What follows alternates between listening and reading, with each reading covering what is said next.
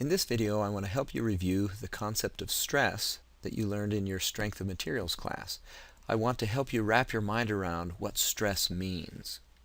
Consider a person lying on a bed of nails. I actually do this on occasion at science assemblies in local elementary schools. I sandwich myself between two beds of nails and have the principal stand on top of me. The little children in the front row are always covering their eyes, thinking they're going to see blood squirting out. But of course, nothing happens, and I'm really under no pain at all. Understanding the concept of stress will help you understand why I don't feel any pain when I'm sandwiched between these two beds of nails. Would it be valuable to find out how much weight was on each nail? Sure it would. If the principal standing on top weighs 200 pounds, and if there were only 20 nails, that would mean that there were 10 pounds per nail, or 10 pounds trying to push each nail into my body, and that would hurt. What if the principal's 200 pounds of weight were divided across 200 nails instead of just 20 nails? Well, that would result in only 1 pound of force trying to push each nail into my body, and that might still hurt. But what if the principal's 200-pound weight was divided across 2,000 nails? That would result in only 1/10 of a pound trying to push each nail into my body, and of course that wouldn't hurt at all. I hope you realize that the concept of stress is just taking a force and figuring out how that force has been distributed through the material, just like the principal's weight has been distributed across all 2,000 nails. There are two types of stress that can develop inside of a material. Normal stress, of course, which is designated with the Greek letter sigma. We draw that on a little speck of material 90 degrees to the face. That's what the word normal means, 90 degrees to. So we could draw it 90 degrees to this face. We'd call that sigma y. Or 90 degrees to this face. We'd call that sigma x. The second type of stress is shear stress, designated with the Greek letter tau. And that is a stress that's parallel to the face. So we draw that in this direction. We call it tau xy, because it's on the x face of the little element in the y direction. If we have stress on the right face, upward, we'd have to have stress on the left face going downward, and we'd have to have stress on the top and bottom faces in these directions to balance the element. Now let's talk about different causes of these two types of stress. Axial stress is the cause that we spoke of earlier in this video. We compute it by taking the force divided by the cross-sectional area. For instance, if I have this beam and I pull on the end of the beam in this direction, if I were to look at an element of material on the top, I would see that it would have normal stress that could be calculated by the force divided by the cross-sectional area of the beam. The element in the middle of the beam would have the exact same stress on it, force divided by area. And the element on the bottom of the beam would also have the exact same stress, force divided by area. So axial forces are the same across the entire cross-section. Another cause of normal stress is bending. We compute that by taking mc divided by I. If I were to load this beam from the top, we would find that the beam would bend. And intuitively, we know that the bottom fiber would be then in tension and the top fibers would be in compression. So this top fiber here, we could show the stress on it as being in compression because of the bending. We'd calculate that stress using mc divided by I. The element of material in the center of the beam would have no normal stress, and the element on the bottom of the beam would have tensile stress equal to the mc divided by I. So the bottom of the beam and the top of the beam would have the same magnitude of stress. One would be in tension on the bottom and the other compression on the top. Now let's talk about causes of shear stress. The first one we'll address is average shear stress. What if a member were pulled in this direction? We could look at it like this and see what's going on in the bolt. These forces would put shear stress in that area of the bolt.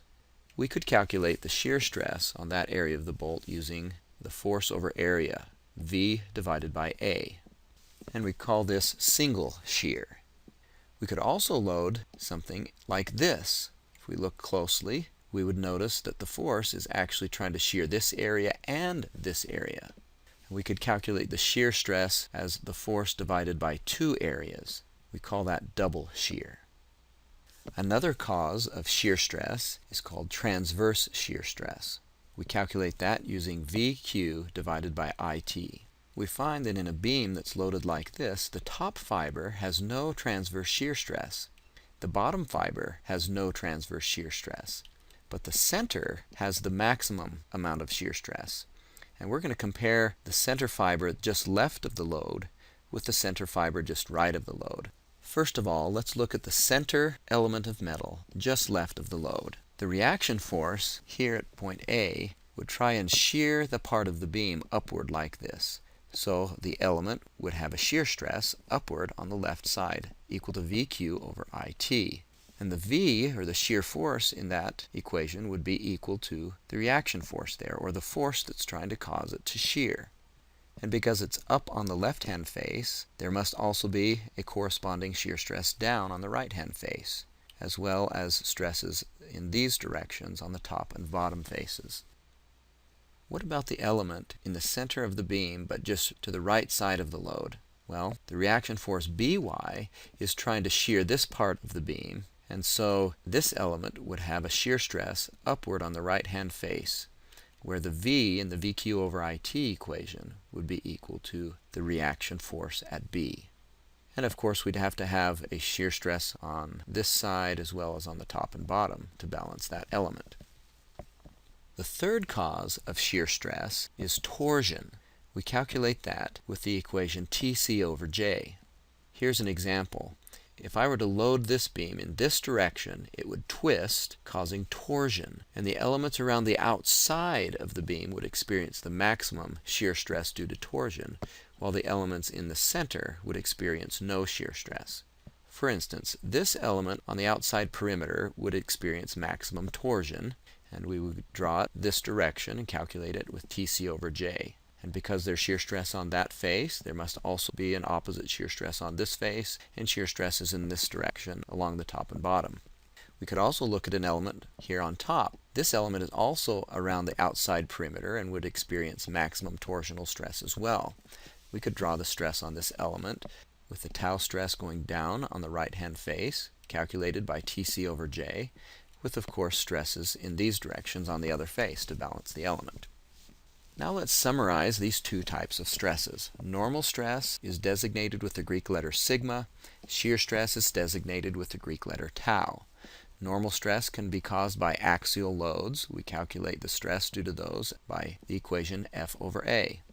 Bending also causes normal stress, and we calculate that using the equation mc over I. Shear stress can be caused by average shear stress. We calculate that by V over A, or V over 2A if it happens to be double shear. Shear stress is also caused by transverse shear, which is calculated using the equation VQ divided by IT. Shear stress is also caused by torsion, and we calculate that using the equation Tc divided by J. Which of all these stresses are worse? If we have a complex loading condition on a beam, we don't want to have to calculate the stress in every element in the beam. So it would be wise for us to understand which stresses are worse so that we can look at those areas and ignore the other areas that would clearly not be so bad. Bending and torsion are usually much higher than the other stresses since they are caused by moments or leverage. For instance, we looked at this beam and we noticed that the bottom fiber was in tension, a normal stress, and we could calculate that using mc divided by I. If we drew a free body diagram of this, we'd recognize that there was a reaction force here at a distance d, and that would have to be resisted by an internal moment at this point that we'd call m, and that would be equal to the force times the distance. So that moment is caused by the leverage of the reaction force at B, and we'd use that moment as the term m in this equation. And that, of course, is much worse than an F over A kind of equation, the force divided across an area. But the mc over I equation, m is actually a force at a leverage distance, so that is usually much worse. If we think about torsion, that is also a leverage-based stress. This element right here would have shear stress caused by the Tc over J, T being a force at a leverage distance.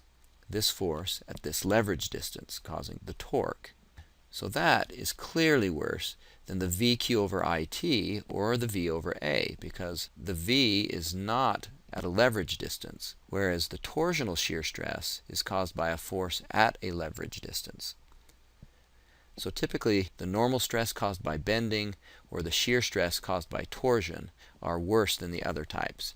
So if we have a mechanism that's loaded in a complex way, we can look where the normal stress due to bending or the shear stress due to torsion are the worst. I hope this discussion has helped you review and wrap your mind around the concept of stress.